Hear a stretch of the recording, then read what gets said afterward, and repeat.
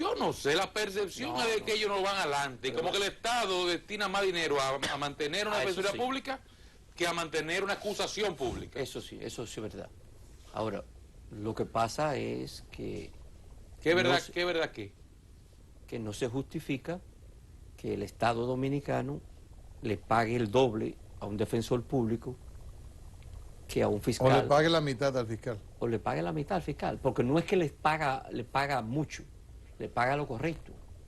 Ahora, en el distrito, el 95% de los casos que defienden los defensores públicos los pierden. En el distrito. En el distrito. Y yo creo que para el pero interior algunos también. dicen que están mejor formados que los fiscales. No. Es que cuando usted tiene prueba, es muy difícil perder. Lo que nosotros evidentemente tenemos que estar enfrentados, porque es normal. Ellos defienden no la inocencia, y por eso yo decía la desnaturalización en la función y la labor del defensor público. El defensor público no está para que cuando compruebe de que su defendido cometió el hecho delictuoso por el cual el fiscal le acusa, tratar de desvirtuar y de esconder esa realidad. El defensor público está para asistirlo en sus medios de defensa, para que le sea aplicado justamente lo que la ley permite. ¿Hay algunos que recurren a malas artes? Seguro que sí, muchísimo. Pero, pero tenemos casos en donde, un caso reciente ahora, en donde el caso del elevado, ¿recuerdan ustedes de la muerte de un tanqueador? Ángel... una persona que trabajó con Ramón Valvero. Trabajaba en el siglo, la nación. ¿Cómo un defensor público puede tratar de conquistar a uno de los implicados para que no diga la verdad? Una cosa. ¿Conquistar cómo? ¿Enamorarlo? ¿Cómo así? No, conquistarlo en el sentido de decirle que le promete que le va a ir mejor. Entonces, yo digo... O sea, que vaya a defensa pública. Porque No, con él. Es decir, con él como defensor. ¿Cómo puede irle mejor? Diciendo cosas que son distintas a lo que ocurrieron. Y a la que le dijo él a la fiscalía. Persuadiéndolo de que mienta para que le vaya mejor. Evidentemente. Entonces yo digo, eso no es ético. ¿Y dónde le pueden llevar eso? Pero ¿a qué instancia para una sanción por faltas éticas? Bueno, eso le corresponde a la Suprema Corte de Justicia, que es quien tiene bajo su manto la Defensoría, aunque ellos tienen un estatuto. Pero yo llamo la atención en ese sentido. Pero ese tipo, hay varios casos. El caso de la joven Vanessa Ramírez Faña en Santiago es otro. El caso del hijo de Boy Canán, que nosotros tuvimos que hacerlo. Oiga, para condenar a 3 asesinos de una joven promesa dominicana con tan solo 23 o 24 años, tuvimos que hacerlo indecible. También. Oiga, para poder condenarlo. Ahora, yo le pregunto, magistrado, la situación esa, y ustedes deberán saber la información, ¿se presenta porque hay defensores públicos que se descarrían o porque es una práctica de enseñanza? Parte de la escuela, tu formación. Yo creo que hay una desnaturalización de la función y la labor. ¿Pero en la formación? No, es posiblemente en la orientación para su ejercicio. No necesariamente tiene que ser porque es la escuela de la judicatura que lo forma.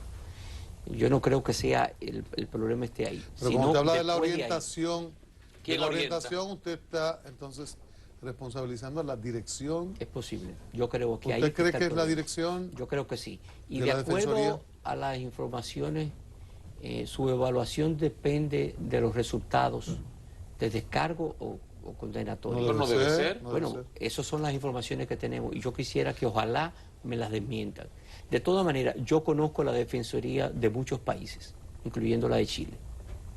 Yo la conozco. ¿Usted conoce la de Costa Rica? La de Costa Rica también. Y hay que ver cómo allí se trabaja.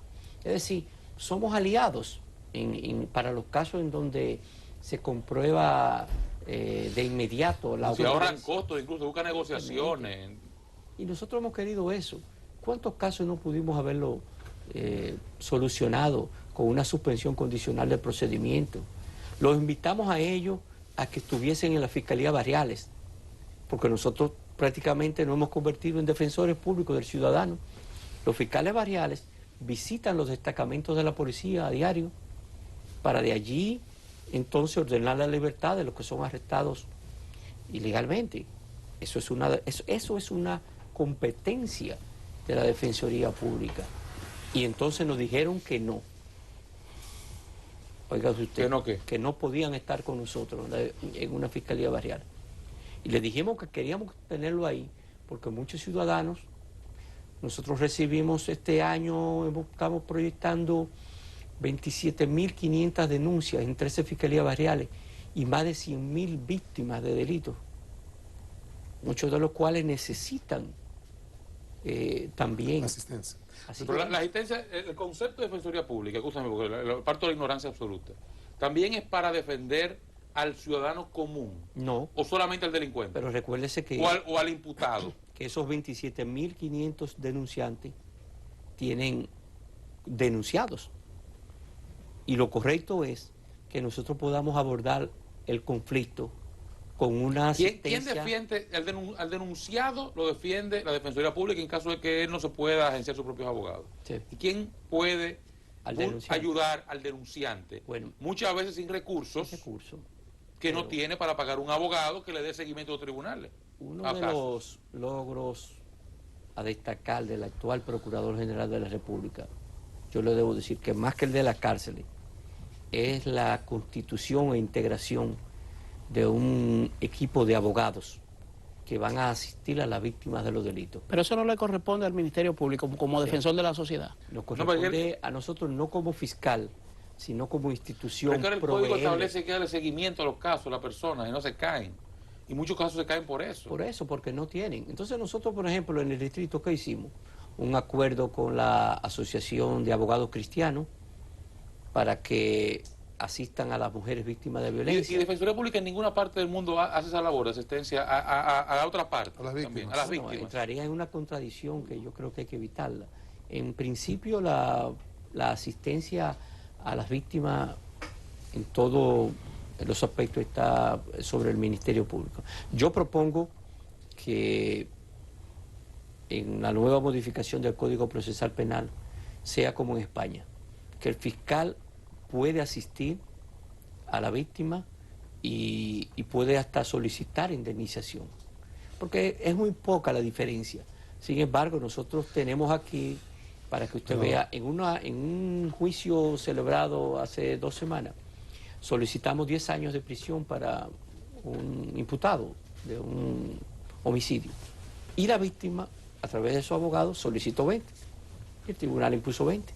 Doctor, pero, que a veces surgen divergencias. Pero mire, hay una dificultad aquí. Los fiscales son insuficientes en la mayoría de las provincias, en cantidad. La realidad de la provincia, Santo Domingo, que faltan muchos. Yo no sé si usted está satisfecho con la cantidad de fiscales que tiene. Nosotros creo que tenemos como 110. Le faltarían... Por lo menos 20 fiscales. Le faltarían 20. Entonces, un fiscal que tenga 8, 10, 20 casos. 20 casos. ¿Y quién fiscal tiene eso? ¿Cuánto tienen? 300. Ok, perfecto. 400. Démelo ahí. Óigame bien. Démelo ahí. Eso es... Ese fiscal, doctor, no puede convertirse en asistente de las víctimas. Ese fiscal no puede ayudar aunque quiera a las víctimas. Va a jerarquizar los casos. Entonces, al jerarquizar los casos, eso de asesinato, un asunto agravado, lo pone en el primer orden, pero ocurre que la víctima de robo, de un hecho que para el fiscal, en esa jerarquización seria que haga, para el fiscal eso es mínimo. Ahora, para ese ciudadano que tuvo la riña, o que tuvo el robo, o que tuvo un problema de violencia, ese es su caso, es un caso grave. Entonces, o multiplicaban por mucho los fiscales, que tampoco es sencillo en términos de un Estado pobre, o creamos mecanismos de asistencia a las víctimas que no corra por los fiscales porque no va a ser eficiente. Y vamos a encontrar 800 denuncias en los medios de comunicación de que el fiscal no pone atención, de que no le ha dado seguimiento, y van a estar los fiscales denunciados, lo que va a parecer injusto, pero es que no pueden hacer ambas cosas. Entonces, Si no puede el defensor público, porque usted dice que entraría en contradicción, a nosotros nos parecía que podría haber un mecanismo, pero tiene que haber otra forma de dar asistencia a las víctimas, porque los denunciados, los imputados, están muy bien asistidos. Debo decirle que la tendencia dentro de la búsqueda de soluciones a ese problema del cúmulo de casos que tienen los fiscales es de que los fiscales declinen los casos que no sean de importancia, es decir, los casos de bagatela, Ese es el problema. y procuren una solución alternativa al conflicto. Y eso es lo que estamos haciendo en la ¿Usted Fiscalía recuerda el General. caso de un obrero al que le robaron unos tenis? Y no recuerdo mal, en Cristo Rey fue. No, creo que era de aquel lado. No, fue No, en era la de este lado, fue en era el de este lado, distrito. sí. Fue en el distrito.